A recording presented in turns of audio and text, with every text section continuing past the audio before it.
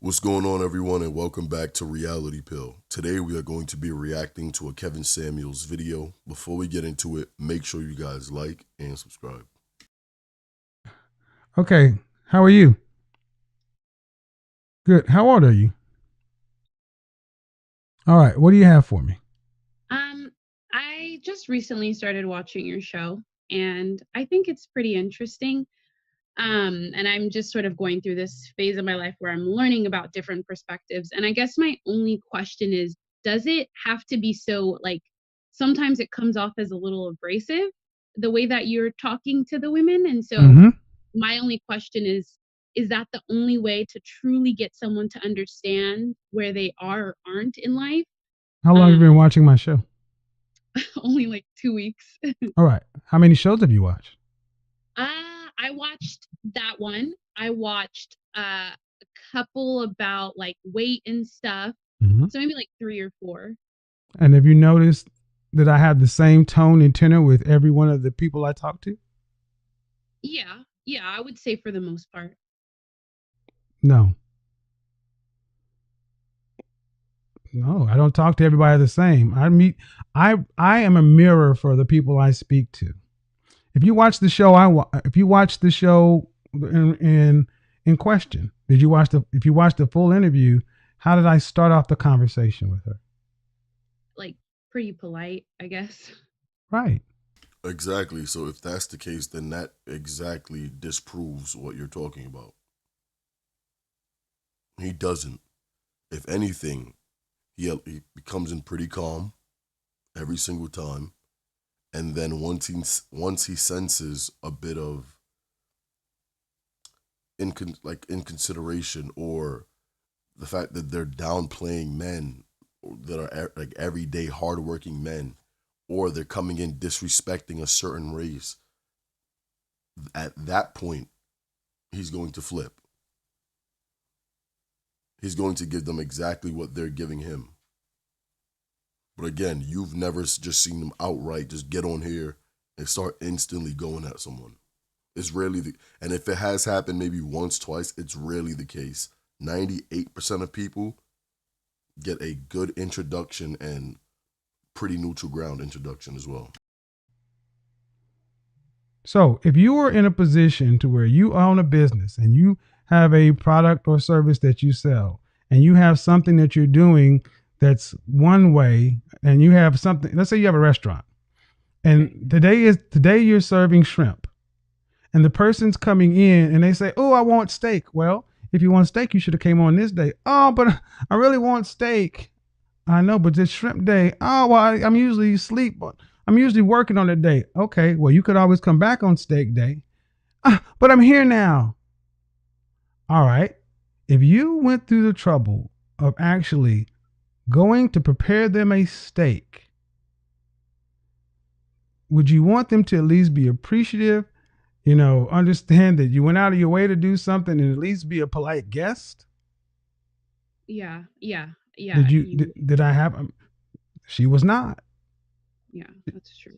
So my question is, why is it that women can fully well expect to say I'm nice to a man until he goes there and then I can just snap, but black men seem to not be able to be allowed full human expression. When we snap, it's always, well, could you have not snapped?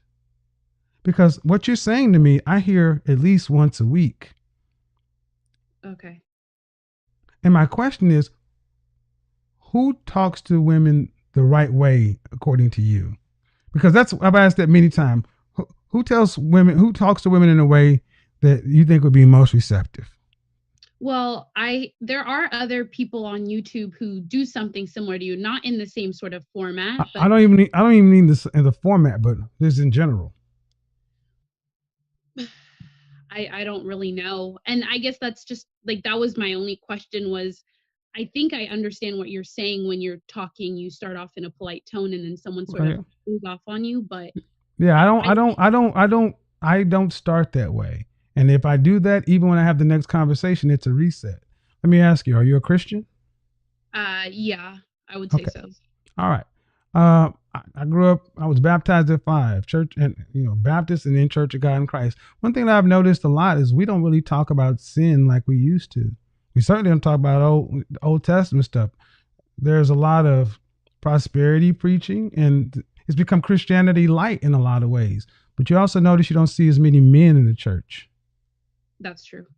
Because men are 2 + 2 is 4. Men are far more practical. You ladies are more emotional. So even men, we have a need to get stuff done. So I actually go further than a lot of people would in trying to not go there. But unfortunately, some people hear that way. I would prefer it not to be that way, honestly. Yeah, I guess I understand what you're saying. I just from my own experience, like when Mhm. I'm hearing somebody give advice and sometimes it can come off, I guess, like you said, in my feelings, think it's really mean or just a really rough. But maybe afterwards I can reflect. But if Well, someone were is you raised making with clear, were your mother and father married? yeah, Did your father? Who was the disciplinarian in the family? it was a little bit of both. Okay. Um, but who did you not want to be disciplined by? Typically my dad. Why? He was scary. But so when your father said something, you knew you had a different time frame, a different leash, a different level than when mom said it. Correct. Many people don't have that. I didn't Okay. have that. So what I and the point I'm making is, was your dad being mean, or was he No. telling you something out of love that you might possibly didn't understand as a child and you just perceived it as mean? Yes, very much so. Well, I would submit that in the Black community, we have had so little male authority or influence that we are out of control. And this is not something I've said. So, Shahrazad Ali been saying said it back in '89, to where when men actually speak, it sounds like out of control. But I gotta ask, who's more known for actually being mean and talking crazy? Is it Black men, or is it stereotypically? See, let's erase that question. We need to approach each other in good faith. Okay. And the only way we start approaching each other in good faith is when we do our individual therapy. And that's why I think that many of us are coming at each other from a scarcity, fear based mindset. We don't know each other, we don't understand each other. So we're on heightened alert. I mean, for God's sake, the world has told you that I'm your enemy. And the world has told me that you're a horrible person. So there's no wonder why there's so much conflict. But it's time for us to decide who we are to each other. So I guess my question to that would be, if in that situation she had sort of, gone off as she did, or just started sort of being in la la land with, what you were trying to get her to understand about like realistic goals and partnerships and stuff, would it be crazy for a man to just sort of like come from a softer perspective? Would that not have the same? You know what? Let me speak on this right now. And what I'm going to say here is very important because I've been seeing a lot of this as of lately going around in this world. And I had to actually sit back and really think about this. People out in this world, you cannot do something, you cannot do whatever you want or say whatever you want to people and then expect them to give you the exact response that you think that you should get from them. I'll frame it another way. You cannot do whatever you want to people and then expect the way they're going to respond to you is the way you want them to respond to you. The world is unpredictable. So if you do something to someone and they do something to you or they take it up a notch or they go overboard, that is on you.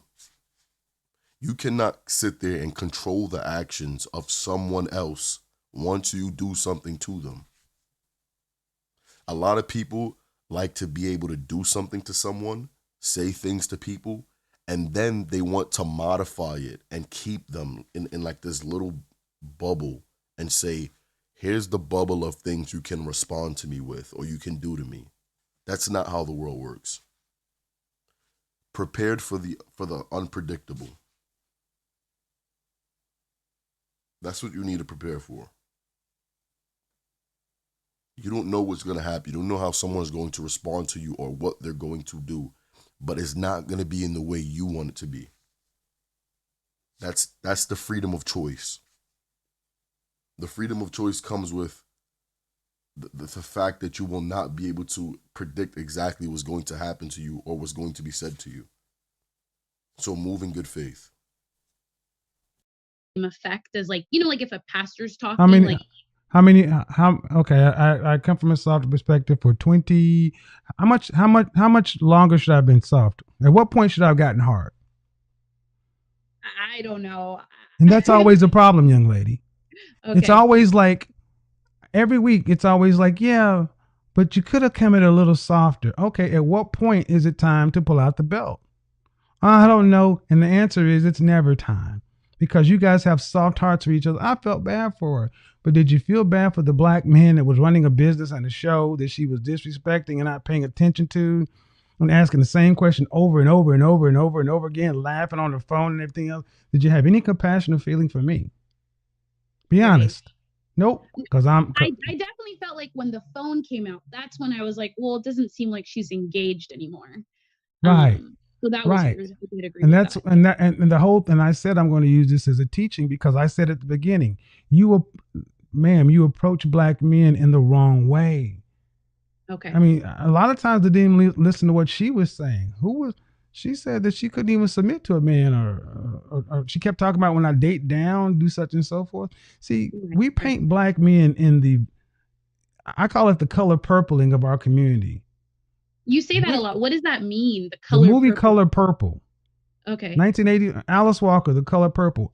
Mister. A lot. This, in my personal opinion, no science, no facts, I think it's had a deleterious effect on the black community, because black men have been painted in a position of this patriarch that was so mean and brutal and oppressed black women.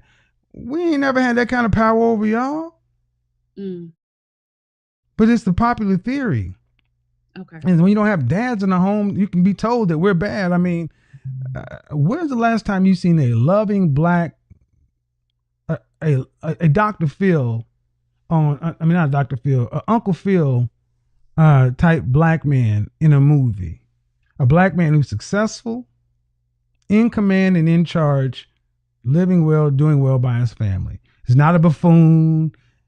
When's the last time you seen that? I don't know. That's a problem. Yeah. Okay. Because we're either overgrown children or we're bumbling buffoons. Black men are not competent anywhere. That's why they throw so many of us in dresses. That's why so many people try to come out and call me gay, because you have to tear down somebody who's just being direct. That's why I said Simon Cowell, American Idol, he's allowed to be direct, and he can have a show and spin off into other shows and become a millionaire. No one ever asked him to be nicer. They just said he's a professional. He knows what he's doing. Gotcha. Gordon Ramsay. Sorry, I didn't mean. Yeah, well, it's Gordon Ramsay, the same thing on Hell's Kitchen. We don't see black men in authority positions, and that's why I say and here's a time in history where social media has given black people the opportunity to make our own media, and we're responsible for our own image. Mm-hmm. That's why I said it is time for us to sit down and start understanding how we relate to one another without other people trying to tell us how to do it. We got to figure out us, because if we don't, everybody's going to keep eating off of us. Gotcha. I appreciate you calling in. Yeah, of course. All right. Thank you. Have you. a good day. Bye. Merry Christmas. Happy Christmas, Hanukkah, Kwanzaa. This is a good episode by Kevin. This woman tried to come in and obviously try to be a bit of a tone police and a men should be softer. But this is a very calm episode. Good episode, something to learn from for sure. I want you guys to please leave your thoughts and opinions in the comment section down below. Make sure you guys like and subscribe if you guys haven't already. And I'll see you guys in the next video. Peace.